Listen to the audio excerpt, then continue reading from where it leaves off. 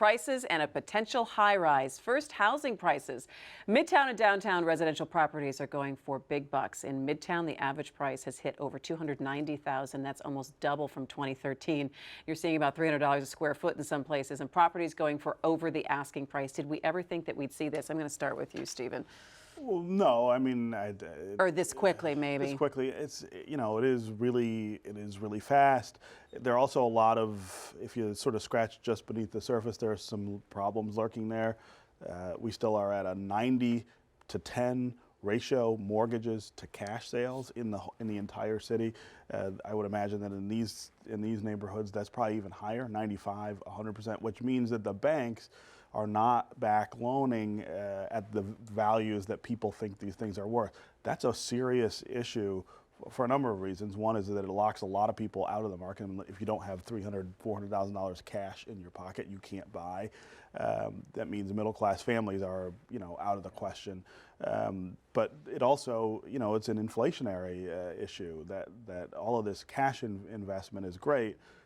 But over the long term, what you need is sort of solid real estate market growth in all neighborhoods, and that's not really catching up quite the way this is. So the word bubble comes to mind a little bit, but if you say that right now in Detroit, you get strange stare. I mean, everyone's really excited about it, and they should be. But I think you gotta start to worry about some of these other dynamics and how they resolve themselves over the long term. You have high demand and not a lot of inventory to pick from either, Nolan. And that's the market. You've got more demand than you do have available houses. I think the good thing in Detroit, compared to some other places, is you've got a lot of property, a lot of land you can build new houses on, and you see a lot of proposals now in the works to put many more residential units in the city, particularly on that outskirts of downtown. And I think what you're going to see is a real housing building boom here over the next 3 years. I talked to a guy the other night who's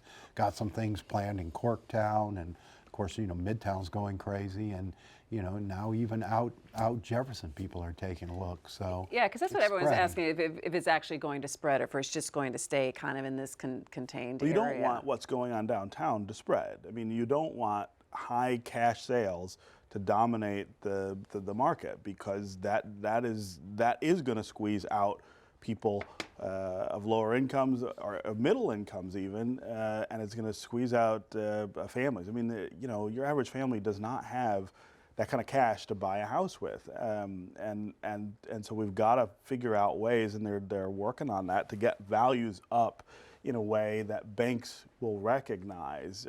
Right now, you've got all this excitement that's driving prices really high. Yeah, and you're saying, well, who is it? Who's buying these places? Who are they? I mean, a lot of them are people selling in other markets. I mean, if you sell a house in New York or Philadelphia or Washington right now, you could come away with that kind of cash, because the prices there are so high, and prices here are still relatively low. I mean, $300,000 for a condo in the central business district, you couldn't pay that in Washington right now, and live there. And so you've got people from other places doing it. You've got some wealthier people who just have cash like that to sink in, and it's all great. I'm not knocking any of that, but that's not real estate growth. It's not the kind of steady, healthy real estate growth that you need to grow the city. The city's not going to sustain itself on those kinds of people alone. It's got to get families involved especially in neighborhoods.